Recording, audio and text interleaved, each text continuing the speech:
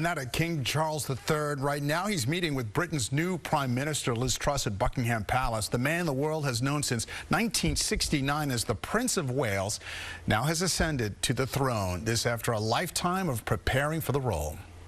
With the passing of Queen Elizabeth II, the reign of King Charles III begins. He will now wear the crown as head of state, a role the 73-year-old has been preparing for all his life. As the Queen entered her 90s, Charles stepped up his official duties. By 2016, he attended 530 engagements at home and abroad in 1 year alone. But when it came to referring to the Queen in public, it was still Your Majesty. But he couldn't help himself when he celebrated her 92nd birthday. Your Majesty, Mummy.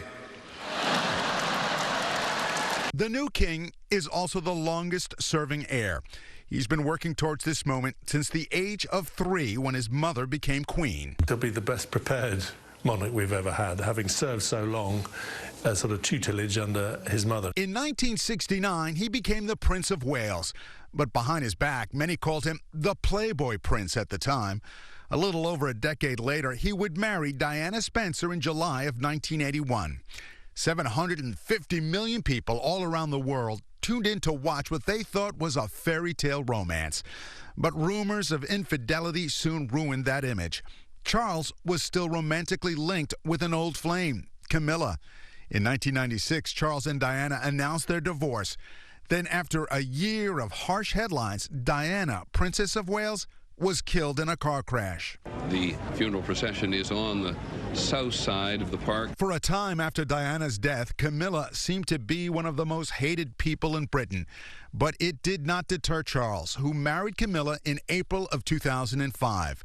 As the years passed, public opinion gradually shifted. Yes, it might have been an affair that rocked the monarchy, but it's endured and resulted in an incredibly happy marriage. Over time, the public cared less about the scandal.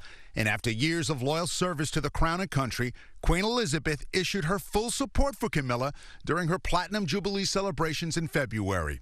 It was then that the Queen announced that upon Charles's ascension to the throne, Camilla should be known as Queen Consort. Now, Charles enters his next chapter, as does his country.